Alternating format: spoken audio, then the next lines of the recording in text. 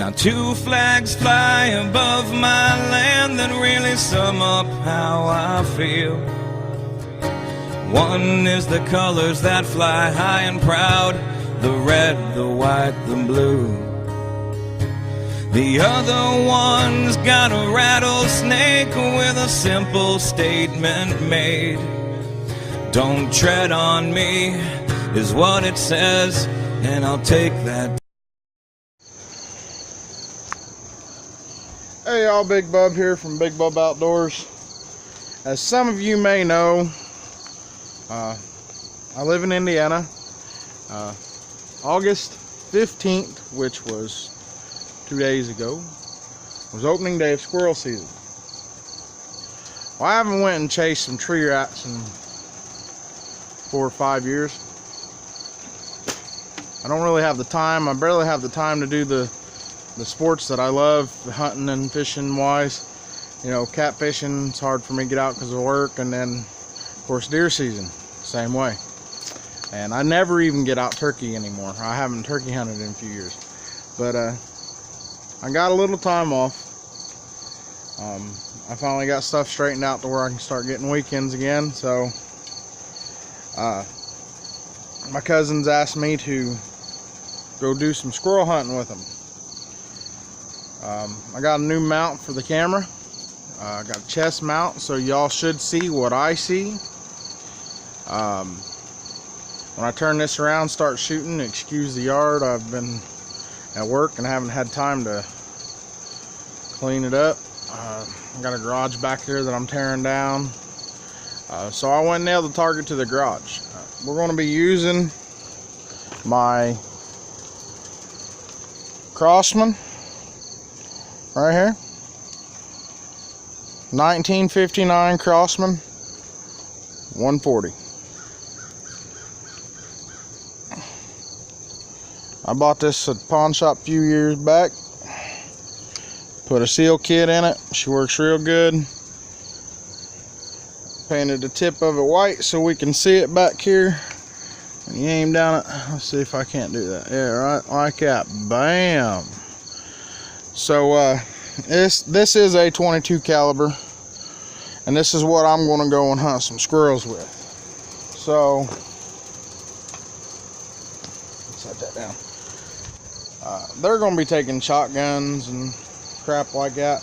I have a 22 rifle in the house that I got when I was a young kid. I got a Marlin Model 60 semi-automatic in there that I hunt squirrels with. But last few years, I've done some pest control at my mom's, and my dad has a little newer. It's a 68. It's about 10 years newer to this. Sheldon Benjamin 22 pump up, and it just knocks the dirt out of them squirrels. And this one here actually rates 100 feet more than his. His rates 750 at 10 pumps. This one here rates at 850, which with what I'm shooting, the 22 caliber Discover Benjamin hunting tips, hollow tips, with the 850 psi, yeah, the 850 feet per second, FPS, not PSI, FPS. I am generating 6.7 pounds of force on impact, and it only takes 3.2 pounds of force to kill a squirrel. So I should knock them in the dirt pretty easily. So I'm gonna get off here. I'm gonna get the camera on the new mount. It's on my chest mount. We're gonna see how it works. Like I said, excuse the yard, but I'm gonna shoot this. I've never actually sighted it in. I've shot it, you know, just put a pellet in it, popped it off, and seen that it fired. And it's just been sitting in the corner. So it's going to be interesting, actually shooting something from the 50s. So I'll catch y'all here in a little bit. Okay, y'all, got y'all on the swivel chest piece. this is what we are shooting. Hard hitting pellets for all air guns. They're 14.3 grains, hollow tip, 22 caliber Discover, made by Benjamin. These things are awesome. I've bought the ballistic tip ones or anything. I got some stuff in there because my daughter dumped them out the other day. But set that down. I'm gonna go ahead and try and move the camera around so y'all can see. On this here, you just turn it, slide it back, take your little pellet here, set it in, push forward, whip that back. That's our safety. We'll get her pumped up and start shooting. And I brought out a handy dandy Simmons rangefinder so we know exactly how far our distances are. I'm gonna lift y'all up. Hope y'all can kind of see what's going on. This is the test and review of this new mount. I can swivel this any direction I want, and I'm gonna turn this on. That white target down there is exactly 10 yards.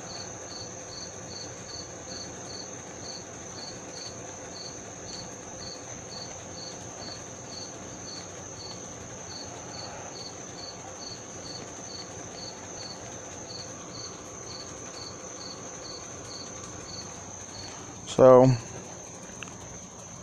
we're going to pump this up. 1, 2, 3, 4, 5, 6.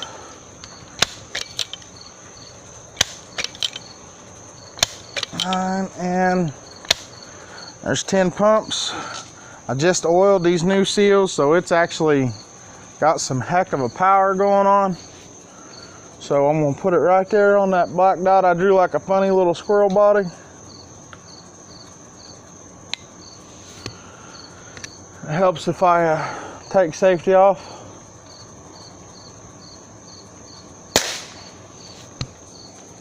And if y'all can see that, let's see if I can't zoom y'all in here. I hit really high. So I'll bring y'all back here in just a little bit. Hey y'all, Big Bub here. Done a few shots. Pretty happy. I'm getting pretty darn close. I put 3 of them within one spot. You know, I'm not stable 100%, just standing there. And you know, I do weave a little bit in my older age. I'll show you the last 3 shots right here. Those 3 right there in the triangle are the last 3. So I'm gonna put up a new target, and we're gonna step back a little farther. I think I'm gonna go back here to the fence. That way I can rest across the fence to shoot. That way I've got a more steady shot and make sure this gun's 100% on. But I'll catch y'all here in just a little bit. All right, y'all, Big Bub here. I've stepped back to the fence. I'll show you all the fence here. And then way down there, let me zoom you in. Way over there. Okay, I don't know if y'all can see that little black dot or not. Let's see if I can't get this to focus. Focus. Yep, a little better. All right. We are now 24 yards away from target. And I am using the swivel chest mount. I'm kind of doing a review on this. It was $11 off of Wish for the camera. It's got over the shoulder straps, then one that comes around your midsection, and then a center plate where your camera and everything mounts to it. The gun's on at 10, so now we're going to shoot it. Hang on, let me double check this. Get my rangefinder here. Okay, 22 yards. 22 yards. Well, so we're going to shoot at 22 yards off the fence post here. I'm going to talk a little bit about my gun. This is a 1959 Crosman 140 22 caliber. I've put new seal kits in it. I bought this gun at a pawn shop for absolutely nothing because it didn't work. The safety didn't work. I know it's, you know, got a few little flaws still in there. You know, there's some cracks, but it all works. I took it all apart, put it all back together. Nothing. Okay. This here took me a bit to figure out, you know. There is no technical cocking mechanism. I could just leave this shut and pump this thing up and it'd keep going off. The only reason this comes back is to put a shot in it. It's got a new valve in here. You can see it's got a new piston. And she might actually be pumping a little harder with this new updated piston, no rings and everything in it. New push bars. I'll show you how you know these are. Bring it down here. See, that's up and it ain't got no droopage. If there's any air leakage or anything, those will start drooping down, and the farther they droop, I set this gun up like that yesterday to see how good these new seals were, and it sat there for 3 hours and never even moved. So I know my seals are 100%. Just going through all my stuff before I go out. Leave a comment down at the bottom if you'd like me to restore this gun. I've restored a lot of shotguns and everything, and I've restored some other pellet rifles that were so bad that I couldn't handle the look of them. This one here's got a real nice patina to it. I mean, it doesn't look bad. I kind of like the look, but on the other hand, I really like, I got a little rust here. I'm going to try and fix that up. But this here, this is just regular old patina here of wear and tear. I mean, but I can tear it all down, you know, re-sand it, re-stain it, and take and put a beeswax through it, melt beeswax and put through it and seal it, you know, for the woods. She's still got a pretty good shine to her. I took varnish oil and ran through her, you know, resealed her up, made sure she was good for squirrel season this year.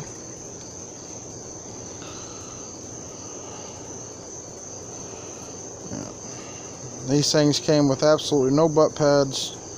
You know, you don't need one, it's a pellet gun, but I just love the way this thing's shaped. It feels, it's just comfortable.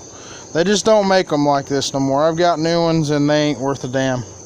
But I'm gonna get off here and I'm gonna get loaded back up, and I'm gonna do some shooting back here, and I'll take y'all up there and show you what this thing does.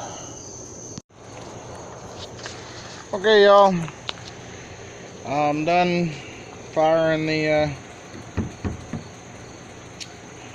Crosman. Kind of disappointed, just a little bit. As y'all seen, I was actually pretty close at 10. But you know, you don't really get that close to a squirrel. Your average shot's like 20 yards. And so I was back there at 22, and I shot a group of 3 side by side, playing off the paper above it. So I moved it one direction all the way forward, which lifted the rear sight up, which should have brought the barrel down. That put me even higher, which it shouldn't have. It should have put me lower. So I brought it the opposite direction. I brought it all the way down.